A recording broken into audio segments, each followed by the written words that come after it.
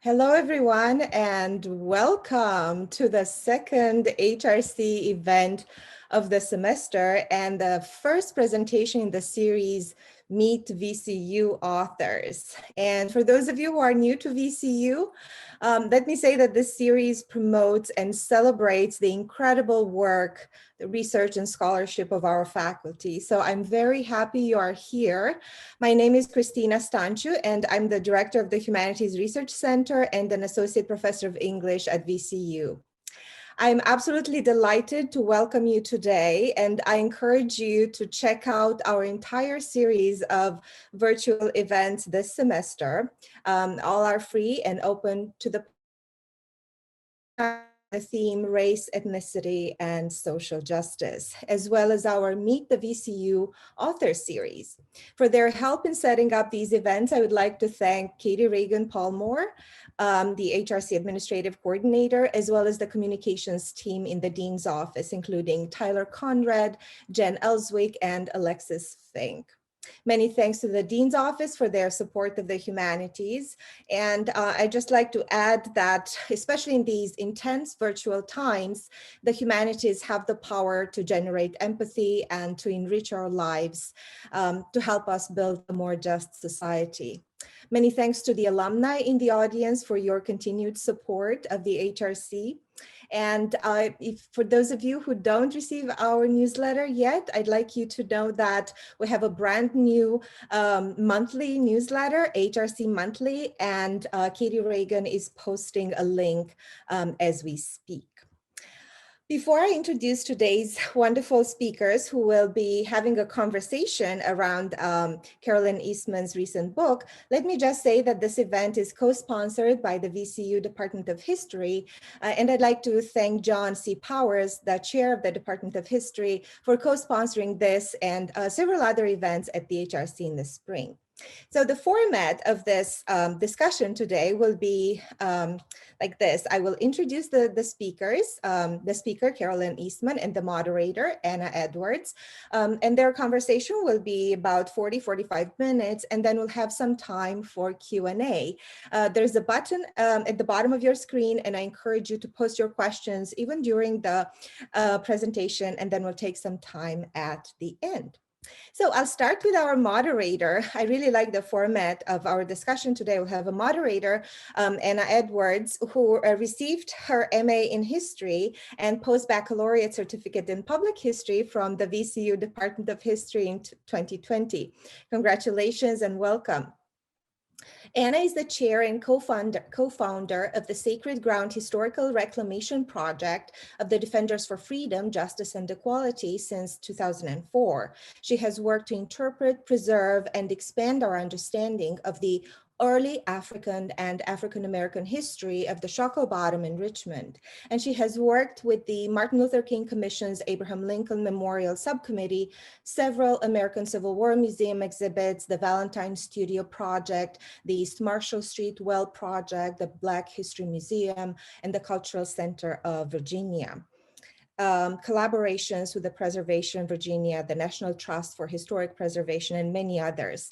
In 2019, Anna worked with the Library of Virginia on Truth and Reconciliation in the 400th year of Public History Symposium. Many thanks, Anna, for moderating this conversation with Carolyn. And now I'm very excited to introduce our esteemed colleague, Carolyn Eastman, to you, who really doesn't need much of an introduction, but because today is the day when we celebrate her and her work, I'd like to extend a warm thank you for agreeing to help us start the Meet VCU Author series this semester. As many of you know, Dr. Eastman is an award-winning author and an associate professor of history here at VCU, where she teaches courses in early American history with special emphasis on 18th and 19th century histories of political culture, the media, and gender. Since her arrival at VCU, Carolyn has been an outstanding departmental and university citizen who has mentored many students and junior colleagues, and who has been at the center of the intellectual life of the college and the Humanities Research Center. I'm personally grateful for Carolyn's continued service to the HRC and as a member of the HRC Advisory Board. Professor Eastman's first book, A Nation of Speechifiers, Making an American Public After the Revolution, published by the University of Chicago Press in 2009, received the James Broussard Best First Book Prize from the Society for Historians of the Early American Republic, and was a finalist for the Best Book Prize from the Berkshire Conference of Women Historians. Carolyn is also the author of numerous articles and the recipient of many prestigious grants, most recently from the Princeton University Library, the Massachusetts Historical Society, Harvard's Houghton Library, the Huntington Library, and the John Carter Brown Library. Her talk today will introduce us to her new book. You will get more information about the book very soon. The Strange Genius of Mr. O, the United States' First Forgotten Celebrity, just published by the Omohundro Institute and the University of North Carolina Press. Of this remarkable page-turning book, historian Anne Fabian of Rutgers University has said, quote, Eastman's stunning archival research brings back to life James Ogilvy, a melancholy man once celebrated as a stage orator. With deft analysis and lovely prose, she offers new insights into the aspirations of Americans who lived through the American Republic's first tumultuous decades, end quote. Francois Fastenberg, history professor at Johns Hopkins, calls Eastman's book, quote, a rare work of history that speaks both to the past and the present, end quote. And finally, Mary Kelly, professor of history at the University of Michigan, calls this book a tour de force, a tale for our own time. It is my pleasure to introduce our colleague and esteemed writer and researcher and wonderful human being, Carolyn Eastman, and I'll turn it over to Carolyn and Anna.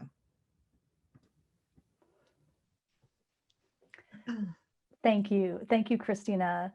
And actually, before we get started, I just want to say thank you so much to everybody, to Christina, to Katie Regan and Tyler for setting this up and getting all the technology down, and to Anna for being willing to serve as MC for the day. I mean, I have to say that the Humanities Research Center at VCU has just been an exceptional buttress to all of us in the humanities. It's offered us research grants and money to attend conferences, and most of all, in my case, a semester free of teaching so that I could finish this book. So I'm very grateful to you, to the center, to the previous directors who really garnered a lot of funds for the center, and to all of you who are attending today. Thank you. All right.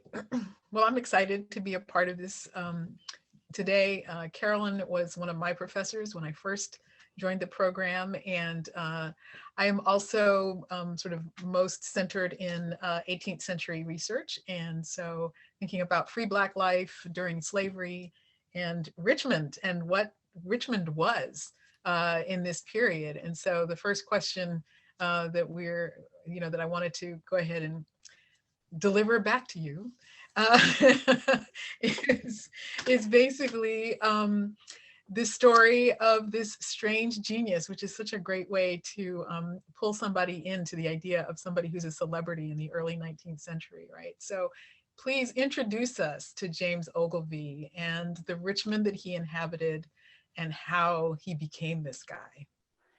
Yeah, well, in fact, what I'm going to do is I'm going to just share my screen, and hopefully, let's see if I can get this done. All right, there we go. So James Ogilvy, let's see, I think if you cannot see part of my text, you can just use your cursor to move that little image box around. I have tried to leave space on the right-hand side for this. Anyway, so James Ogilvy was an immigrant. He was a school teacher. He ultimately became a household name in the early 19th century as an eloquent performer. But as a teacher in Richmond, I mean, you have to imagine how low paid and low status being a teacher was. And so one of the interesting things about the story of James Ogilvy is that after working as a teacher for a long time, and teaching some very prominent people, some of the sons of the most important Virginians at the time, he really felt exhausted, but along the way had discovered a real talent for public speaking. And so after 15 years of work as a teacher, he wound up abandoning that career and starting a new career that sort of didn't exist at the time, the career of being a traveling orator, basically. And just to give you a sense of, let's see, his timeline, I just thought I'd give you this, that basically, you know, he was born in 1773 in Scotland. He graduated from college there in Aberdeen. As many boys did from college at that time. He graduated by the time he was 18. You typically attended college between the ages of 14 and 18. He immigrated to Virginia at the age of 20 and began teaching, and then moved to Richmond in 1803. Taught there for a while, but ultimately his burnout was too great. So he wound up sort of abandoning that, and then for the next 13, 14 years, spent his life as a traveling speaker, aside from a brief foray into the militia to fight during the War of 1812. And at the end of the 1810s, he decided to continue his celebrity career in England and Scotland. So he traveled back to the UK and then ultimately died in 1820. But I wanted to give you a sense of the Richmond that he lived in during his teaching years. This is a great watercolor image of the city of Richmond in 1798, just a few years before he arrived. So this is sort of east of the city, looking toward the Capitol building. This is another image also by Benjamin Henry Latrobe, who was an architect. And I think what's really striking here is you can see so vividly how small the city was, how few buildings there were. I mean, it had only become the capital of Virginia in 1778, 1779, and had been a tiny village by that time.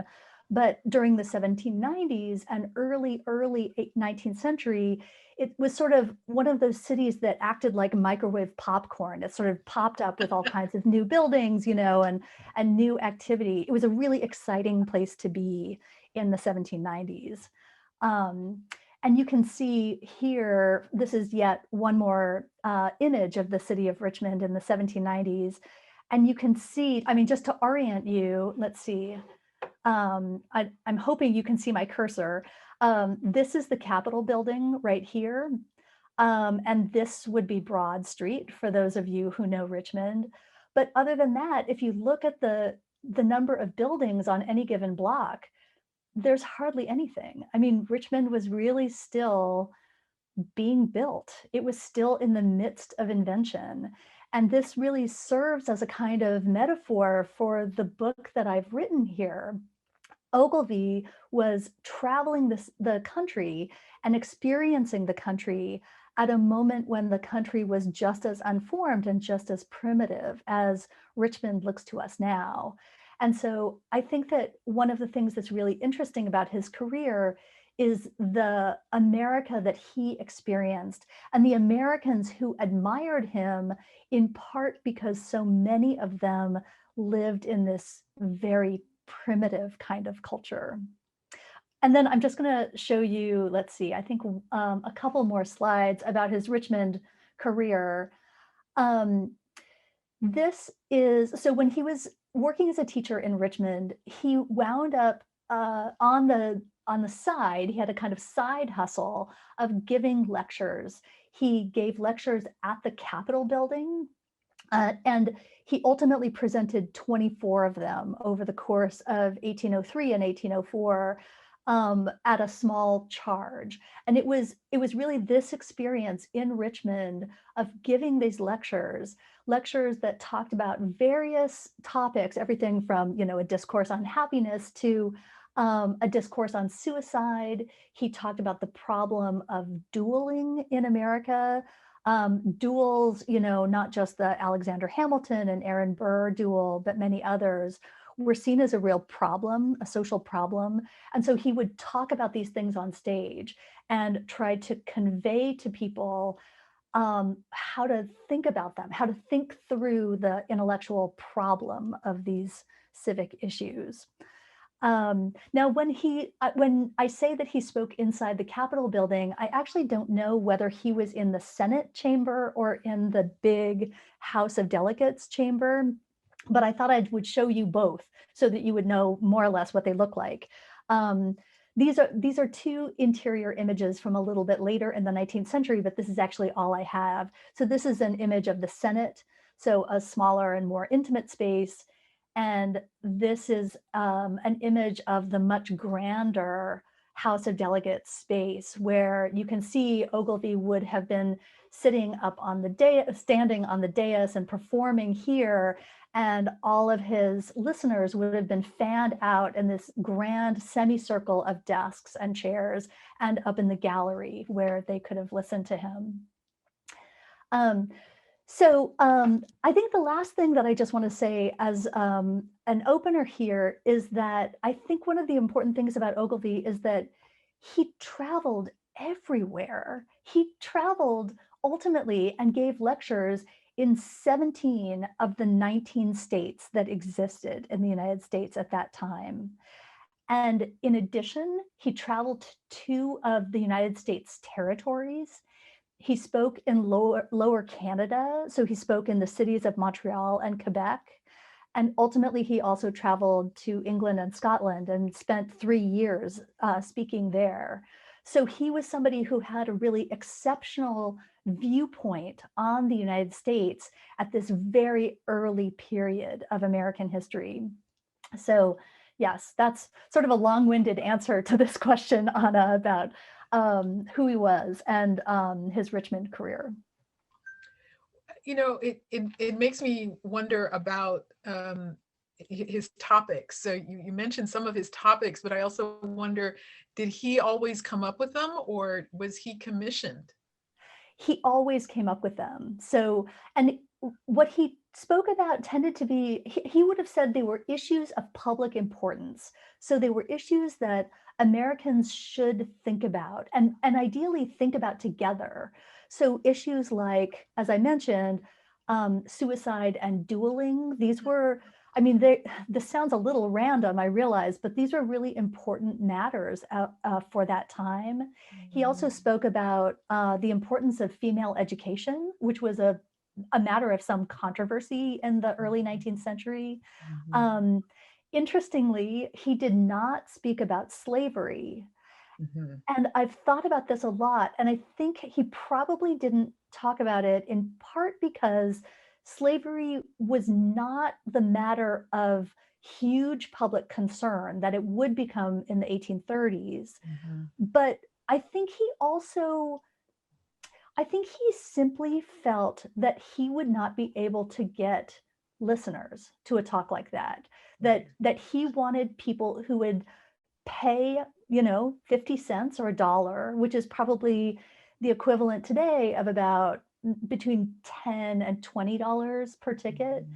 And I think he felt that slavery was not a subject that he could draw people in for, unlike suicide.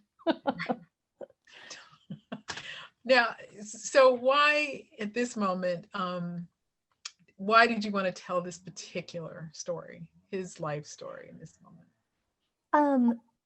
So there's really only one historian who has looked at him in the past. So about 80 years ago, a scholar wrote a couple of articles about Ogilvy, and he really portrayed him as kind of ridiculous.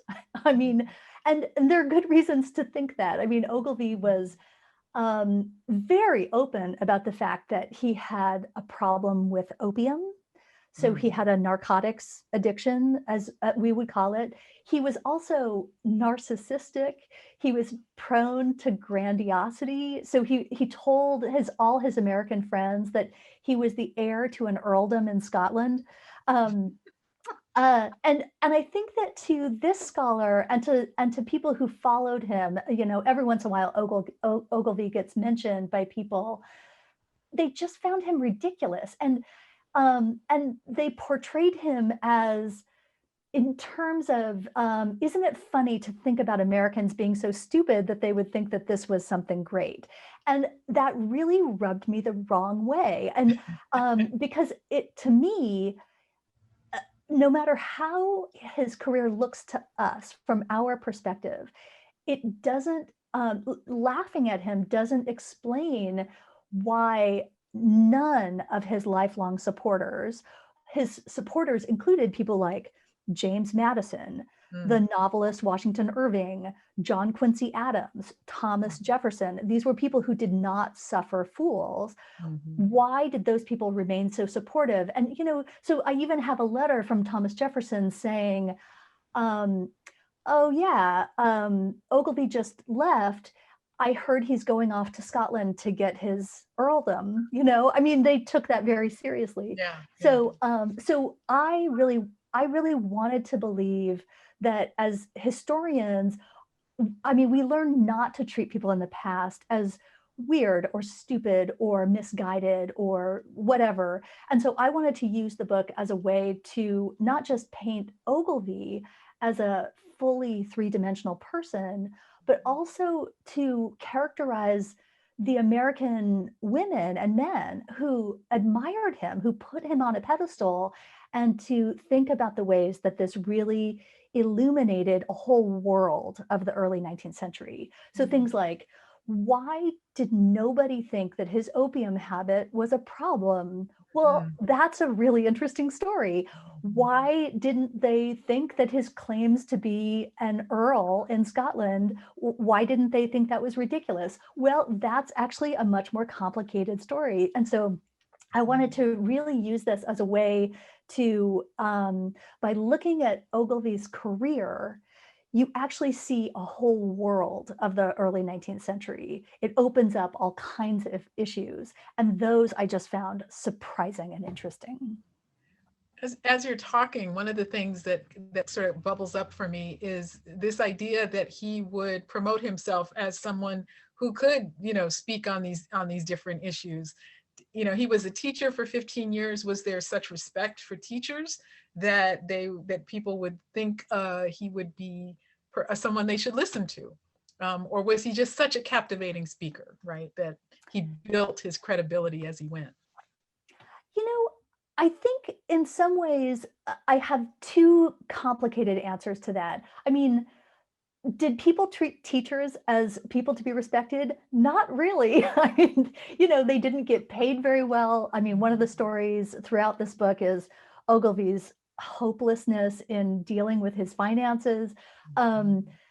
But on the other hand, he was very well educated. He had come to the US as a 20-year-old, but he was already college educated.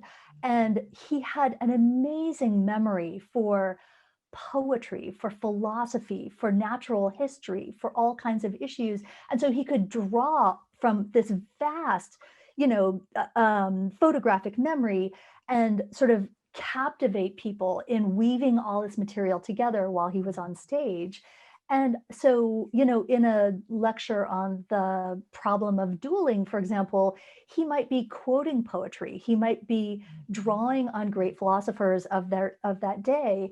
And so I think that what he became known for was his incredible memory, his incredible knowledge, but also the way he drew it all together in this explosive and dynamic performance when he was on stage, getting people to think together about these issues.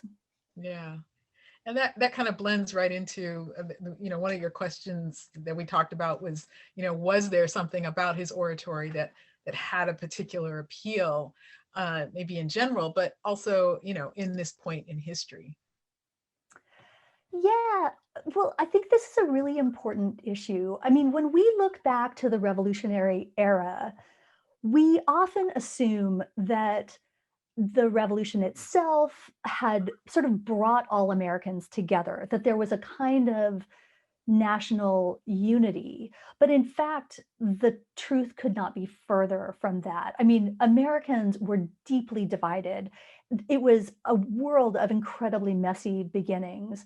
And so, Americans were divided over politics, viciously divided, over religion, over between urban and rural residents, between ethnic groups, between regions of the country. And so, when you read the correspondence of a lot of the founding fathers of that day, what comes forward so frequently is their real anxiety about the republic even surviving another 5 years. I mean, it seemed impossible that a country that was so divided could survive. And so what they did so often was they looked back to the historical examples of Greece and Rome, the classical republics of Greece and Rome. They were looking for ways that Americans could act in ways that would buttress this fragile and divided republic. And one of the things they found most worrying was the fact that American leaders were such terrible public speakers. And so, because when you look at the classical world, it's full of great orators, great public speakers who gave people a sort of pathway forward through messy political divides. And so, when you look at some of the leaders of that time, George Washington had found it almost impossible to deliver speeches extemporaneously. So he always read from a page, and that was seen as not as eloquent as one would have liked. I mean, when Jefferson delivered his not inaugural, his State of the Union addresses, he spoke in a whisper, so people couldn't hear him. I mean, so when Ogilvy arrived in 1808, he had this riveting and utterly new kind of performance on stage that was just really captivating. And so it's not just that he was asking people to think through important public issues together as a group. Dueling and suicide, gambling, happiness, war, female education, but also that he drew people together in a room so that they experienced a thrill of hearing sort of the responses of the people around them in the audience. So, one person might gasp at one point in a lecture, or another might wipe tears from their eyes, or somebody else, the whole room might go really deathly silent, or they might explode with applause. And so I think that there's this experience of being together in a space thinking about secular issues gave people a kind of excitement for democracy, an excitement for the actions of the people in a republic that was maybe comparable to the kind of experience of being in a church and hearing an exceptionally gifted religious speaker. It brought people together and made them feel that they may not agree, but they were nevertheless in the same room talking to each other. And in fact, let me show you. So this is a famous portrait of George Washington, painted in 1796. And one of the things that we often miss when we look at this portrait is that it actually shows him assuming an oratorical pose. So in this pose, he has his hand out to the side. He's resting most of his weight onto his right foot. And this was a classic sort of pose that children would learn even when they were learning to read aloud. And you can see in these bottom images that in oratorical guidebooks, they would have illustrations of people assuming poses that were quite similar. And so even though Washington was not a great public speaker, Gilbert Stuart, when he painted Washington in this situation, wanted to portray him as having a grace and an elegance of a great orator, because that just confirmed the importance of him as a president during this early period of the American Republic.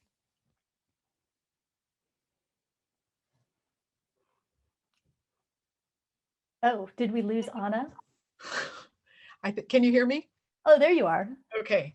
Yeah, I am having connection problems, so I may jump in and out, unfortunately. But just in time to talk about the term forgotten celebrity, right? The United States' first forgotten celebrity. What do you mean by that? Yeah, so Ogilvy rose to prominence really quickly, and he sustained it for years.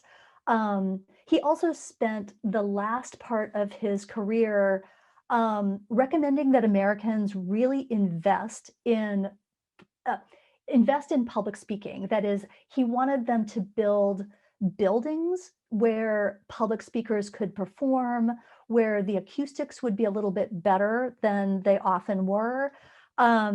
He begged American universities to start hiring people to teach rhetoric and oratory to their students so that college students would rise to become great public speakers in Congress and in state government and elsewhere. So he had spent, especially the last part of his career, not just talking about the importance of people coming together to talk about civic issues, but he was really talking about the importance of oratory itself. He really believed that this should be a cornerstone of the America that would be much more sort of stable and much more long lasting. But along the way, he made a serious misstep with his career. I won't go into detail. It's a fun part of the book, but basically he revealed his own narcissism to an extent that it led a lot of Americans to really wonder whether he had really deserved their adoration after all. And so there was a public backlash about him in the United States. And what you saw then is a few years later, after he died, even though there was a flurry of very generous eulogies about him, there was also it seems like an attempt almost to purposely forget him. So I mean, when you look back at the 19th century, especially the 19th century starting in the 1820s, what you see is a culture really dedicated to oratory. So, members of Congress in part became so famous because they were brilliant orators. So the rise of figures like Henry Clay and Daniel Webster and Abraham Lincoln, these are people amazingly gifted at oratory. But it wasn't just the political oratory that took place there. In addition, you think about the rise of the Lyceum system, which was basically a locally based, but ultimately national network of little buildings everywhere in the United States where people at first delivered public speeches to members of their own communities and then brought in great public speakers who became celebrities in their own right. So people like Ralph Waldo Emerson and Susan B. Anthony and Frederick Douglass and many, many others. So when you think about the 19th century culture of eloquence, no one ever thinks of Ogilvy. And that's a really striking thing, considering how much during the 1810s he was advocating for exactly the rise of that culture of oratory. His name never comes up. It's very striking. And I think it's in part because of this moment in the 1810s when people really worried that their love of him, their real admiration of him had been almost like an embarrassing adolescent fixation, like, you know, the way that we all fell in love with boy bands when we were 12. And it just becomes really embarrassing and you don't want to talk about it anymore after a while. That's so, right. A little unseemly for the grown-up. Yeah. That's right. That's right. Exactly. Yeah. That is so funny. Oh, and in fact, let me just show you two more images here.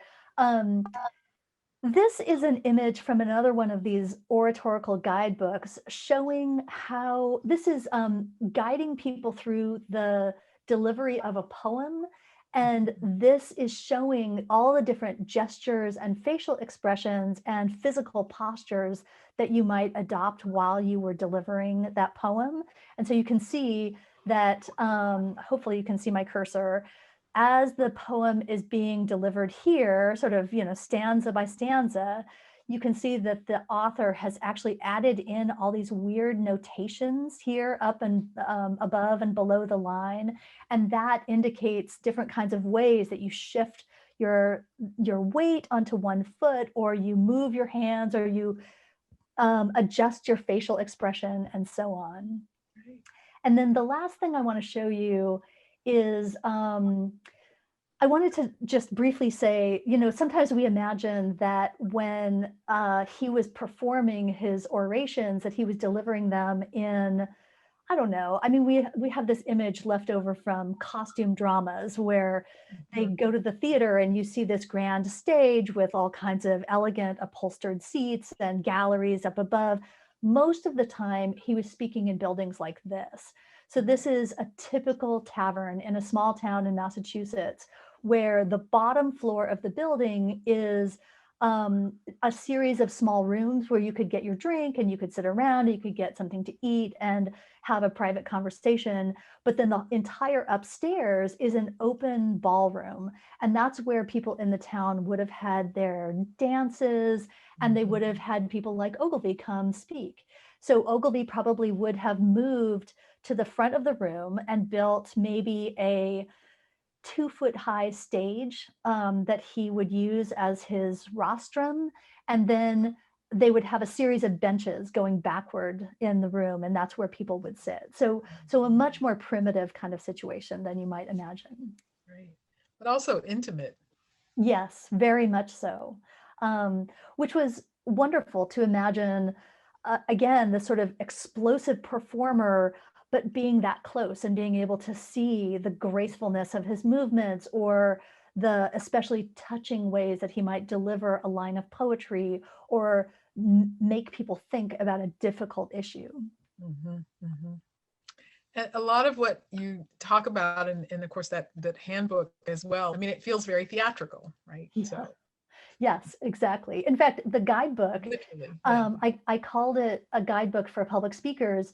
It's a guidebook specifically for 3 kinds of people: lawyers, ministers, and actors, which is a very interesting combination of people. But the idea was that all 3 spent so much of their time delivering public speech that they needed to know the right kinds of graceful and meaningful gestures to deliver when trying to convey a certain kind of emotion. And, you know, I've portrayed this image here as one of the smaller kinds of spaces where he spoke. There were a few times when he spoke in spaces where he had 600 or 800 attendees. And in those spaces, probably a lot of them would not have been able to hear properly, but they could see. And so I think that's another reason why those gestures, which look so theatrical to us, were really important, because they could convey the same degree of eloquence that someone would experience who could hear what he was saying. Yeah, you could follow the flow of the emotional intent, right? Of the Exactly. Yeah. When you were you're working on this, I'm gonna combine 2 questions because I'm wondering if they're not linked in some way. But on the one hand, what do you think that your readers will find most surprising about the book? And then on the other side of that, what was surprising for you in terms of an archival find or something that you grasped along the way? Well, so I have to admit, I learned so much about American history when I was writing this book. I mean, I didn't know anything about opium. And, you know, one of the really fascinating stories here is that he and many other Americans found themselves developing, you know, opium habits at a time when they didn't use the word addiction to talk about opium habitual use. Um, and and it really took a long time for Americans to start to realize that opium had a sort of dark side to it. For a long time, they just thought of it as a miracle drug. But then, you know, issues like mental illness, which becomes a really important part of the story, the topic of manly dress and manliness was fascinating to uncover. Even what it was like to travel the really terrible roads in early America. I mean, all of those stories, I guess in the end, I wanted people to, I wanted to convey the pleasure of learning about all of this material. I mean, this unusual and forgotten man and his career, but also about the many Americans who loved him for a while. I mean, there were people who hated him as well. And in fact, some of the controversies and scandals that he got himself into are some of the more entertaining parts of the book. And I guess I felt that also the topic of celebrity is an unusual one for looking at this period of time. I mean, you know, when we think about the topic of celebrity, we think really about how unserious that topic is. You know, the celebrity who you love might be somebody who I find untalented or not beautiful or unimportant or something. But I think that in this moment in time, his celebrity, his sheer fame, whether you loved him or hated him, the topic of Ogilvy gave people something to talk about. So it's not just that he brought people together in spaces, it's that he himself could be a controversial and interesting character to talk about. I also have to say, because my parents might be listening right now, that I really wrote the book specifically for people like my students and my parents. That is, people who are interested in history, but they don't want to wade through really difficult prose or, you know, complicated argumentation. I wanted to weave together narrative and discovery, and even sometimes really good humor in ways that I thought would be fun to read, that it would make the process of sort of unpacking this world all the more pleasurable to read. Oh, and you asked about what was surprising to find. I had so much fun doing the archival research for this. I mean, I also have to say that it took a lot of money, but because I had to travel all over the country, I had to travel to Canada, I had to travel to England and Scotland to get access. Ogilvy never simply collected his own papers. And the fact that he was traveling all the time probably meant that he couldn't have kept, you know, diaries and letters and that kind of thing. But the letters that he sent to other people are all over the place. And so, you know, I found really remarkable letters in Oxford, England. I found a cache of his own orations, his manuscript orations, in an archive in Kentucky that were not identified as his. And I only knew that they were his because I recognized his handwriting and because they were on the topics that he delivered as orations. Nobody else was delivering orations on these topics.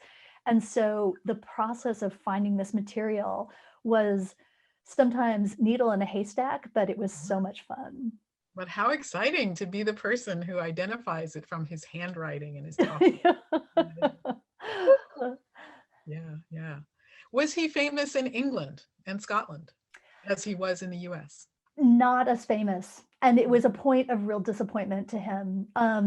He tried really hard, and he always experienced success when he was there. In fact, he went back to Aberdeen, where he had gone to college and where his remaining siblings still lived, and gave a series of speeches there that were just as celebrated as he had ever been celebrated in the United States. But that was the only place. And Aberdeen is not London, you know? So he was ultimately increasingly disappointed and embittered by the ways he was not able to achieve the same success in England and Scotland. Yeah. It was a tough time, and it's tough to write about too, because when I looked at the reports, the reviews of his talks, he always experienced success. He always sold tickets. He had a series of very prominent and helpful friends that he met while he was there. But the situation in England, you know, just the social hierarchy was so much more dense and complicated and difficult to navigate. He just never experienced the kind of celebrity he got in the US. And it even got to the point that his British friends just doubted that he could ever have been as famous as he said he was in the US. So that was a tough period. Yeah. I think about, you do think about celebrity and about it in the United States versus, I don't know, maybe older countries, right? And that it takes, there's something that needs to be there that's older and deeper to make you worthy of fame like that. Whereas in the United States, everything is new and being made. And yeah. That's right. That's right. And I think that in a lot of ways, oratory mattered more to Americans. Americans needed to believe that they could be a new republic that had great oratory like Ogilvy's. And whereas I think the British would have said, we already have great oratory. You know, we don't need somebody to show us how to do it. We already do this. They didn't have the same kinds of political needs that the Americans did. Yeah, yeah. And again, another thing that just sort of popped up, the topics that he chose that worked for him in the United States, I then wonder if perhaps if he had talked about slavery in England, he might have been more popular just because of where England was. Right. Right, in terms of getting ready to end slavery in the 1830s. So if that had been the hot topic there, whereas at that moment in the United States, really people didn't want to, it was a topic that was being kind of tamped down to a large extent. Yeah, it's possible. I mean, I'm not sure. So he was there between 1817 and 1820. And the topic of slavery was not quite as hot as it would become in the 1830s, of course. So I'm not sure about that, but it's very possible that he simply had topics that were of less concern to the British. Yeah, that's entirely possible. Yeah. Wow. I don't have any more questions specifically for you at this moment, so I would say this is a good time to throw it open to see if our listeners have got stuff. What do you think? Yes, Great. there are some wonderful questions here, and Anna and I will try to field them. I'd like to start with two questions. I think they might go well together, Carolyn. So Carolyn O'Connor asks, what was your favorite part about writing this book? And William Maffey, I apologize if I'm mispronouncing your name, William. He's asking what inspired you to write this book and what struggles did you face or overcome in the process? And what is the coolest place you have traveled for the book? I'm assuming to do research. Okay, that's a lot. So what inspired me to write it? Let me start there. I did not think I was going to write a book for a long time. I thought this was maybe an article, but I just kept finding more stuff. I mean, every time I turned around, he was always at the right place at the right time. He was meeting Washington Irving in New York City. He was causing a scandal in Philadelphia. He was arriving in Kentucky right at the moment when Kentuckians were going berserk for war with Britain. He wound up going to London and meeting all kinds of important Britons like William Godwin, who had been married to Mary Wollstonecraft, the famous British feminist. I mean, he met Godwin's daughter, Mary Shelley, who wrote Frankenstein, and her husband, Percy Shelley, the poet. So, I mean, he just had this kind of way of being at the right place at the right time, sitting at the dinner table with prominent people, but then also, you know, I kept turning it around. So as much as I was following him and trying to figure him out, it was always casting a light on the people who admired him. So ordinary people, ordinary women and men who would go to his lectures and then talk about them afterward in their diaries and letters, that kind of thing. Just I started writing, like I say, an article, and then I wound up, you know, writing 100 pages, and you know, and realized that I had more than an article, and I just kept going. Okay, you've got more questions in that one question, but let me say that one of the most fun places I went to do research was Edinburgh in Scotland, where I was not just trying to hunt down information about his, you know, he had claimed to be an earl, that he was going to inherit this earldom in Scotland. And I wanted not to just dismiss that, but to take it seriously and to think about what would it look like? How do you go about inheriting an earldom in Scotland? And so I was trying to hunt down all of this information about how you apply, how it works. And I found myself realizing what an American I am, because I had no concept of this bizarre and arcane method of offering up this elaborate genealogy to this group of other titled aristocrats. I mean, it was just all so bonkers. So I have to say that that was probably the most fun. I didn't find being in Kentucky doing research as much fun, but I found great material there too. And so I think I was more excited in some ways by what I found in Kentucky, even though being in Edinburgh was just an incredible experience. Great, thank you so much, Carolyn. There are so many questions, so I'm hoping we can get through at least some of them, if not most of them. I'll speed up. That's okay. And thank you to all attending. We had over 65 at some point, so I think the audience is quite interested. So Lauren Holstein is asking, you know, although his views on slavery were unknown, was his political affiliation ever disclosed? And the question number 2, she asks, how could he afford to travel so much? Well, the answer to the second part is I couldn't, and I got help from different research grants from the Humanities Research Center or from other granting agencies. That's the only way I was able to travel. Because that's right. That's right. The question was about him. How could he afford how to could travel? he travel? Yes. Okay, sorry. Okay, so wait, what was the first question again, Christina? Although his view on slavery was unknown, was his political affiliation ever disclosed? Yeah, he was a radical. He was a political radical. And by radical, what I mean was he really believed in a radical egalitarian form of democracy, which in Virginia in the 1790s and early 19th century was not the kind of political belief that a lot of Virginians held.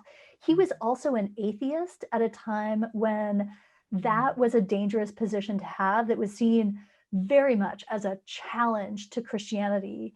And so he ultimately, by the time he started lecturing and traveling around the country, he had to really bury his political beliefs and his religious beliefs, because otherwise he would get himself into trouble. And those rumors about his politics and his religion kept coming up, and that ultimately was the source of a lot of the controversies he found himself in the middle of. And then how he could afford it. So when he arrived in a city like Philadelphia, he might arrange to give a series of 5 or 6 talks spread out over the course of maybe 2 or 3 weeks, maybe a little bit longer. He ultimately often spent maybe 2 months in a place.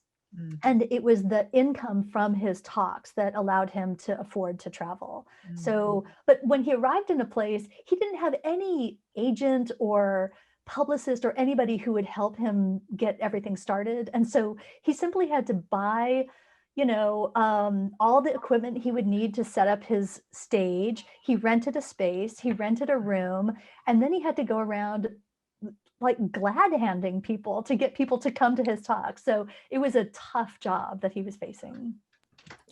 Thank you. I'll ask 2 more questions, and then I'll turn it back over to Anna if you'd like to choose a few. I have 2 here that sort of go hand in hand. Anya Ahwadia is asking, how do you compare and contrast Mr. O's celebrity to the celebrity of relevant influencers and celebrities now?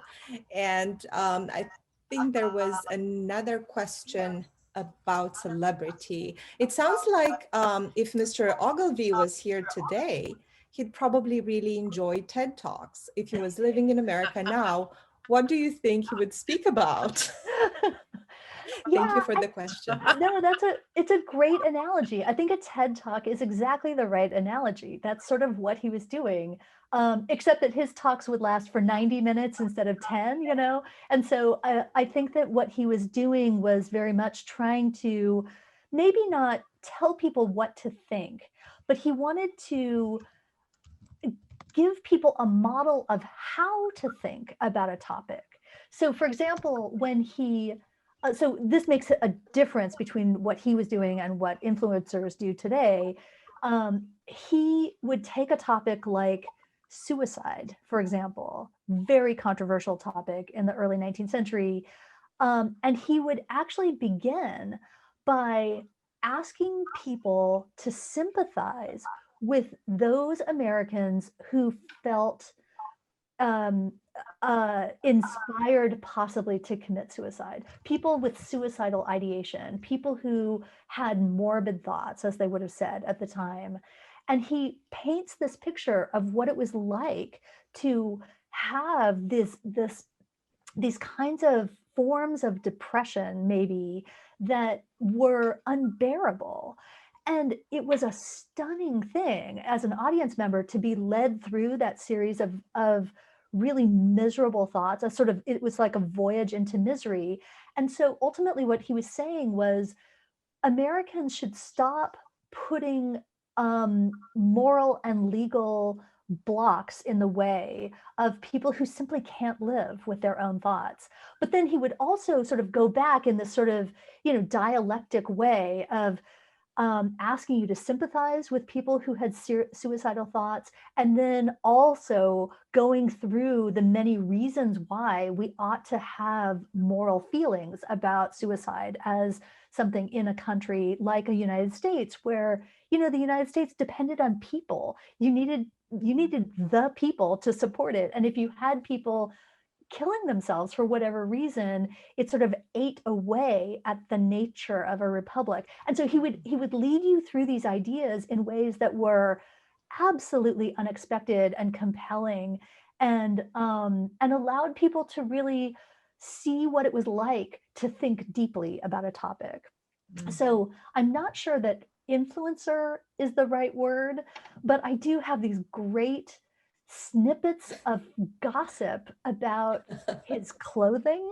So he was really dirty. I mean, at a time when not a lot of people bathed very often, he was known for being really filthy, almost in a weird, and I mean, it makes you wonder a lot of things, but but he had also really dramatic clothes. And so one of his outfits was this sort of black velvet suit where the suit jacket had red lining and red piping, and he covered it all with a black velvet cape with, again, this dramatic red lining. So he was, I think, attempting to be a very distinctive figure when he went into society. But, you know, I'm not sure that makes him an influencer exactly. He was also odd enough that that might have, you know, impeded his desires to be an influencer. Great. Wow. Very good. Anna? So I would like to actually jump in now, but the chat function seems to have disappeared from my screen, so I can't see any of the questions. That's okay. I'm happy to help field them. There was a question about addiction. And Natalie Barr, for example, asks whether you think that his struggles with the drug addiction and people thinking he was being irrational during his speeches, do you think that could be part of why so many people don't know about him? Oh, that's a great question. Well, you know, what's really interesting is that his use of opium was no secret. It was very well known, but a lot of people used opium in that way. I mean, and I have to say that opium, I mean, we have a very particular sort of mental image of what that does to us and what form it takes. In the early 19th century, people would take droplets of, it was a mixture of opium and wine, and they would usually drop it, you know, by drop into maybe another glass of wine, and they would sip it. And it was the kind of thing that a lot of people would actually take before they went to a party because they thought it put color in your cheeks, it made you more vivacious, it took away some of your inhibitions. So, you know, we have this image of opiates knocking people out, you know, just making them, you know, insensible to the world. And that's not exactly the effect that this form of opium had at the time. But there are times, Natalie, when there were people who, when he would be on stage and he would forget some of his material, and then the newspaper afterward would report on it. They'd say, you know, he came back on stage at the end of his performance and apologized to us and promised to come back the following night and repeat the entire thing for free. And the newspaper would often say something like, you know, we didn't realize he'd forgotten anything. We didn't realize that he'd missed something that he wanted to get at, but you know, anyway, okay. So he definitely had some bad moments. There was one moment when one newspaper said something like, you know, they were reporting on how sickly he looked, and they said, God, he just looked like walking death, but he still put on an amazing performance. But then, you know, the next week they would say, he looks like he's completely back to normal, and it was so great to see him in control of his powers. He called them his powers on stage. So so yeah, it's a strange thing. I mean, it requires putting yourself into a world when nobody talked about addiction. Addiction was not a topic because so many people were sipping away at their opium-laced drinks, you know. A bit of a shift here in the direction of the questions from Eden Lears.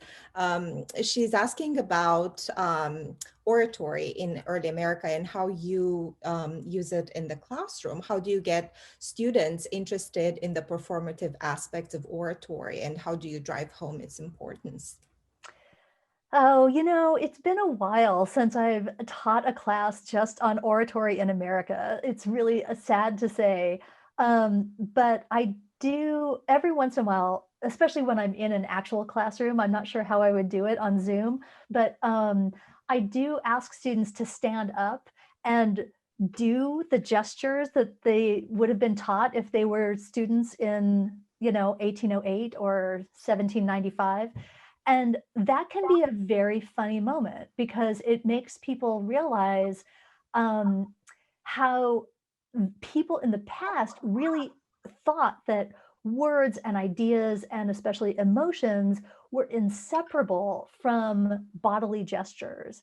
And so it can be a real weird sort of disjuncture, especially because we have very particular ideas about what oratorical authenticity feels like. I mean, when we see a public speaker and they're doing a lot of gestures, we don't like that. We think that's distracting or it looks awkward or whatever. Whereas I think that people in the past would have absolutely believed that that was crucial. You had to be able to gesture grandly as you were going about your work. Wonderful. I just wanted to say that we have 27 questions and we won't have time to go through all of them, but I just wanted you to know and to thank everyone for their detailed and fascinating questions that I'm happy to save and send them to you, Carolyn. I think I'd like to end with one about that Jess Som has asked. It's really up to you to expand or not on it, but he's asking about,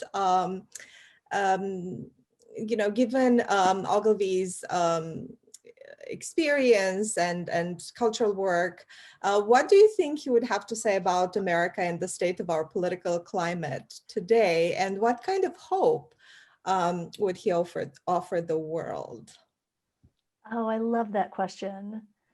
And it's so apt because, I was writing this book between 2016 and 2019 when we had a US president who, to many Americans, was a very powerful public speaker, who himself was a celebrity, who had forms of delivering his message directly to the American public, like through Twitter, that were completely unexpected. We also experienced a deeply divided American public, and a lot of us talked about, oh, America has never been as divided as we are now. And so I think that in a lot of ways, I've thought about these questions over the years and tried to think about. Ogilvy, of course, is a very different character than anyone today. But I think the analogy to things like TED Talks or the analogy to certain kinds of maybe celebrities who try to deliver a lot of information and knowledge to people, and I include everyone from Lin-Manuel Miranda to Oprah to Neil deGrasse Tyson, people who are really effective at getting us to think in various kinds of settings. So I think that Ogilvy would have recognized a lot about the divided world that we have lived in over the past, decade or so.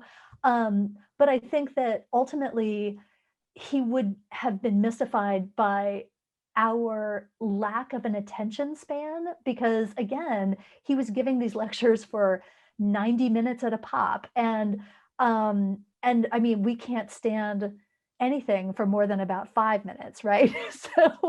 So I think he would feel that a lot of his expansive knowledge, his ability to draw on, sort of memorized passages of poetry or philosophy and spit them out and spin them in ways that were incredibly delightful and compelling and moving and sometimes disturbing, that would have been lost on an American public today. Our references and my references, right, are to lines from movies, lines from popular music. And so it's a very different kind of culture in some ways. But yeah, I'm not sure.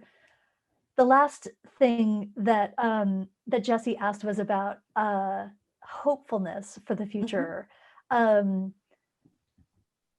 I'm not sure that Ogilvy's story of getting forgotten exactly offers a whole lot of hopefulness, but I do think that there is a way that we still live in a culture that appreciates the pleasures of the spoken word. I mean, so I was thinking about this, especially watching the inauguration a couple of weeks ago and watching the performance of Amanda Gorman as the youth poet laureate deliver this powerful poem and do it in a way that involved a very distinctive set of gestures. And I thought, how utterly delightful that I live in a world where it's not just that we have slam poetry events and TED Talks and in some cases really wonderful and dynamic lecturers. I mean, you can, for example, subscribe to the great courses, you know, where you get these amazing college professors delivering information about all kinds of topics. But we also we continue to be moved by people who can get on stage, whatever that stage might be, and make us think about things. Thank you so much, Carolyn, and thank you, Anna. And I'm sorry we have to stop here in the interest of time, but I just wanted to thank you for sharing Carolyn's book with us, and we will post a link in the chat box if you'd like to support it. I know Carolyn also wanted to share with us a link and a discount if people wanted to. I think that that is in the chat, actually. It is in the chat. I think Katie Regan put that in the chat. Wonderful. If you buy the book directly from uncpress.org, they have a discount right now of 40% off, and it's it makes the total cost of the book only about $18, which is, I mean, you know, it's not cheap, but it's more affordable than $29. So anyway. So thank you all. Thank you, the Department of History, for attending in great numbers, and all of you for attending today's talk. At some point we had over 65 attendees today, which is really a testament to the importance of your work, Carolyn. And as Carolyn mentioned, you can support the publisher by purchasing the book directly. The link is in the chat. And I would also like to advertise our next event at the center, if I may. It will be next Friday, February the 19th at noon. Professor Michael Dickinson in history will moderate a talk by Professor Carl Sudler at Emory University on his recent book, Presumed Criminal, Black Youth and the Justice System in Post-War New York. And we hope to see many of you and your students then. I'd like to thank our speakers again and you for attending, and I'd like to wish you a great week. Thanks for spending this time with us and for supporting the HRC at VCU. We'll see you soon. Thank you, everybody.